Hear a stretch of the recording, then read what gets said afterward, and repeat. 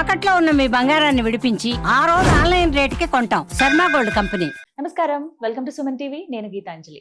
ప్రస్తుతం మనతో పాటు ప్రముఖ జ్యోతిష్య పండితులు, శ్రీచక్ర పీఠం వ్యవస్థాపకులు, సుమన్ టీవీ ప్రేక్షకులందరికీ ఎంతో సుపరిచితులైన బ్రహ్మశ్రీ ప్రదీప్ జోషి గురువు గారు ఉన్నారు. వారితో మాట్లాడదాం. గురుగారు నమస్కారం అండి. శ్రీమాత్రే నమః. ఏమనుకోవాలంటే ఒక ప్రశ్న, 2026 మన సంవత్సరాది కాదు ఖచ్చితంగా, కానీ చాలా మందికి ఆ కోరుకుంటుంది. ఇయర్ ఎండింగ్ అయిపోయింది, 2026 ఎలా ఉంటుందో. ఇలా అనుకోవడానికి కూడా కారణం ఏంటంటే 2025 చూసాం కాబట్టి ఇంకా ఎలా ఉండబోతోందో అనే ఒక భయం అనేది వెంటాడుతూ ఉంది. అసలు ఎలా చూడాలి 2026? మీరేం చెప్తారు? ముందుగా మీ మాటలు వినాలని అనుకున్నాను నేను. ఎందుకంటే ఎన్ని ప్రెడిక్షన్స్ ప్రతిదీ నిజం అవుతూ వచ్చాయి. కొన్ని జాగ్రత్తలు తీసుకున్న వాళ్ళు ఉన్నారు, అందులో మేము ఉన్నాము. కొంతమంది తీసుకోలేక ఇబ్బంది పడిన వాళ్ళు ఉన్నారు. ఇలా ఎన్నో మాకు ముందుగానే సూచిస్తూ ఉంటారు మీ అనుభవంతో. మరి 2026ని ఎలా చూడాలంటారు? ఏం జరగబోతుంది, ఎలా ఉండబోతోంది అంటే? శ్రీ గురుభ్యో నమః. శ్రీమాత్రే నమః. సందర్శనం వితనుతే పితృదేవనృణాం మాసాబ్దవాసరదళైరథవోర్ధ్వగం యత్ సవ్యం క్వచిదుపైత్యపసవ్యమేకం జ్యోతిఃపరం దిశతు వత్స్వమితాం శ్రియం నః. అచింత్యావ్యక్తరూపాయ నిర్గుణాయ గుణాత్మనే సమస్త జగదాధారమూర్తయే బ్రహ్మణే నమః. శ్రీమాత్రే. 2026 బాగా గుర్తుపెట్టుకోండి.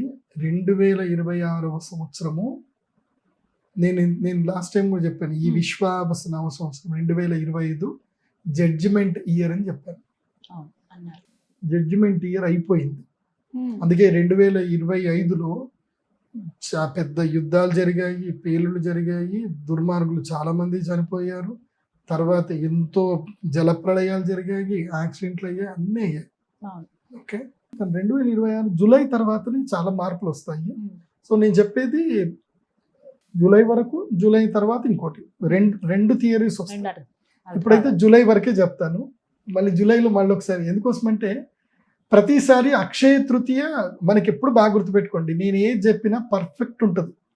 ఇది చాలా మంది థియరీ పట్టుకున్నారో లేదో తెలియదు, కానీ అక్షయ తృతీయకి గురువుది రెవల్యూషన్ ఉంటుంది. అంటే గురువు మార్పు ఎప్పుడు కూడా అక్షయ తృతీయ నుంచో మన క్యాల్కులేషన్ ఉంటుంది, గుర్తుపెట్టుకోండి.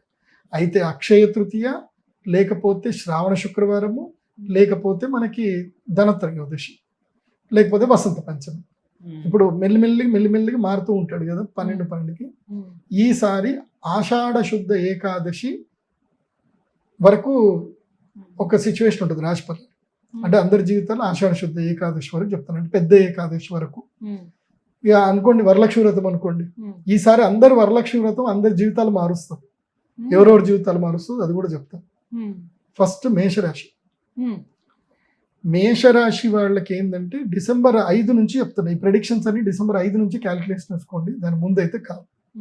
డిసెంబర్ 5 నుంచి వ్యాలిడేటెడ్. ఇప్పుడు చెప్పే డిసెంబర్ 5 నుంచి జూలై 24 లేదంటే ఆగస్ట్ 1 వరకు అనుకోండి. మేషరాశి అన్నదమ్ములతో ఎంత తక్కువ మాట్లాడితే అంత మంచిది.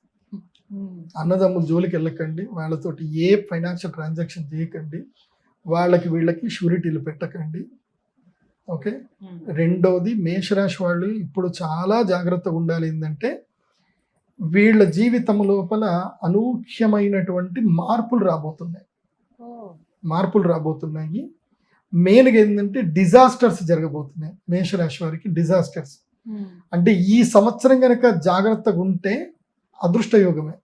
ఈ సంవత్సరం కనుక జాగ్రత్తగా లేకపోతే పడిపోతే 10 ఏళ్ళకి పడిపోతారు చెప్తున్నా మేషరాశి వాళ్ళు. అంటే మీ ఫినాన్షియల్గా ఏమున్నా సరే ఎవ్వరి చెప్పుడు మాటలు వినకండి. Be practical, be open. ఏదున్నా డైరెక్ట్గా మాట్లాడండి, ఇండైరెక్ట్ మాటలొద్దు, మోమాటాలు వద్దు. డబ్బు విషయంలో అస్సలు మోమాటం వద్దు, బాగా గుర్తుపెట్టుకోండి. అయితే ఫినాన్షియల్ ప్రాబ్లమ్స్ ఉన్నా కానీ మేషరాశి వాళ్ళకి మాత్రం ఈ సంవత్సరము కీర్తి ప్రతిష్టలు బాగా పెరుగుతాయి. మంచి పేరు వస్తుంది, మంచి విద్య వస్తుంది, జ్ఞానం వస్తుంది. అదేవిధంగా మాయా విద్యల్లో వీళ్ళు అద్భుతంగా రాణిస్తారు. అంటే అట్లని దొంగతనం చేయమని చెప్పట్లేదు. కాకపోతే ఎవరైతే మేషరాశిలో ఉన్నారో, ఎవరైతే క్రైమ్ని బిజినెస్గా చేసుకుంటున్నారో వాళ్ళకైతే లాభాలు ఉంటాయి. అంతే, ప్రపంచం తీరద్దు. ఇప్పుడు ఒకడు క్రైమ్ చేయాల్సిందే. ఒకడు దేవుడు ఆ 64 కళల్లో చూరకళ కూడా పెట్టాడు అంటే అది సరిపోతుంది. అందుకోసం ఏంటంటే మేషరాశిలో పుట్టి మోసం చేయడమే జీవన వృత్తిగా పెట్టుకున్న వాళ్ళు మాత్రం లాభం పొందుతారు. ఇది తప్పదు. అది అది అది ఉంటుంది. ఎందుకోసం అంటే వీళ్ళకి ఏకాదశంలో రాహు వచ్చాడు కాబట్టి, ఏకాదశంలో రాహు రాగానే వీళ్ళకి మాయా విద్యలు కలిసి వస్తాయి, గ్యాంబ్లింగ్లు కలిసి వస్తాయి, లక్కీ లాటరీలు కలిసి వస్తాయి. కానీ అవగాహనతో వెళ్ళే వాళ్ళకి, అంటే ఎక్స్పీరియన్స్ ఉన్న వాళ్ళకి మాత్రం కలిసి వస్తాయి, లేదంటే అంత పోతాయి. అందుకని గ్యాంబ్లింగ్ జోలికి అయితే వెళ్ళకండి, బెట్టింగ్ యాప్ల జోలికి వెళ్ళకండి.